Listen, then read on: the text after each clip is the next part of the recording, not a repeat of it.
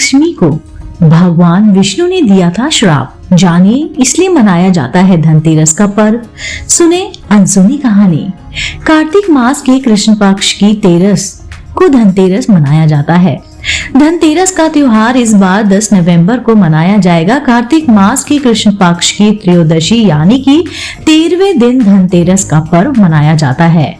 इसमें माँ लक्ष्मी, भगवान गणेश, कुबेर देवता और धन्वंतरी भगवान की पूजा की जाती है। ऐसी मान्यता है कि इस दिन भगवान धन्वंतरी भगवान का जन्म हुआ था, इसलिए इस दिन बड़े ही उत्साह के साथ धनतेरस का त्योहार मनाया जाता है।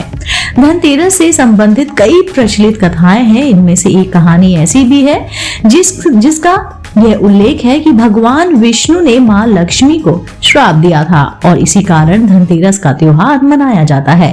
भगवान विष्णु ने माँ लक्ष्मी को क्यों दिया था श्राप, इसको जानने के लिए सुने पूरी कहानी। एक बार भगवान विष्णु के मन में विचार आया कि उन्हें मृत्यु लोक का एक बार भ्रमण करना चाहिए।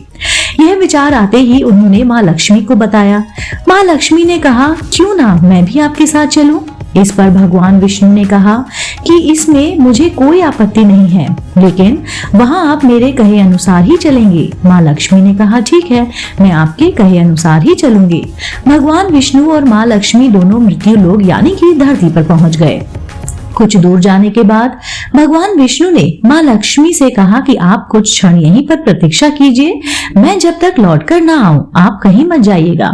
माँ लक्ष्मी ने उस वक्त तो हाँ कह दी, पर कुछ क्षण रुकने के बाद वो भगवान विष्णु के पीछे पीछे चल पड़ी। भगवान विष्णु दक्षिण दिशा की ओर गए, इसलिए माँ लक्ष्मी भी उसी दिशा की ओर जाने लगी। तभी रास्ते में उन्हें पीले पीले सरसों के लहराते हुए खेत दिखाई दिए। माँ लक्ष्मी अति प्रसन्न हुई और उन्होंने सरसों के फूल से अपना खूब सारा श्रृंगार किया। इसके बाद गन्ने के खेत आए। माँ लक्ष्मी ने गन्ने तोड़कर उसको खाने लगी। तभी वहां पर भगवान विष्णु आ गए। उन्होंने माँ लक्ष्मी से कहा कि आपने मेरी आज्ञा का पालन नहीं किया है और किसान के खेत में चोरी की है, इसलिए आपको श्राप देता हूँ कि आपको इस किसान के घर 12 वर्ष रुक कर उनकी सेवा करनी होगी। इतना कहने के उपरांत भगवान विष्णु क्षीर सागर चले गए।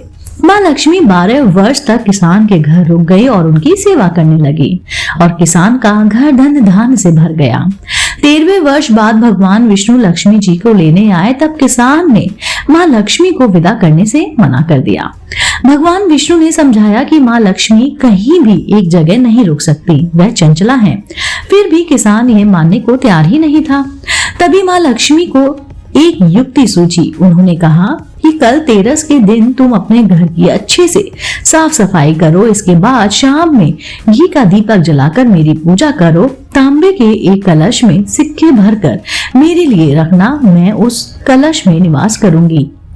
ऐसा करने से मैं तुम्हारे घर में सिर्फ और मैं फिर तुम्हारे पास 1 वर्ष के लिए निवास करूंगी। माँ लक्ष्मी ने जैसा बताया किसान ने ठीक वैसे ही किया। किसान के घर में धन धान दोबारा से लौट आया। वह हर वर्ष तेरस के दिन ऐसे ही पूजा करने लगा और उसके घर में माँ लक्ष्मी का वास हो गया।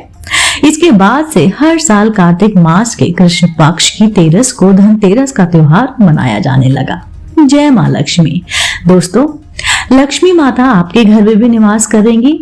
अगर आप चाहें तो जो मैंने युक्ति बताई है या खुद माँ लक्ष्मी ने ये युक्ति बताई है उसको अपनाइए और धनतेरस को अपने घर लक्ष्मी लेकर आइए।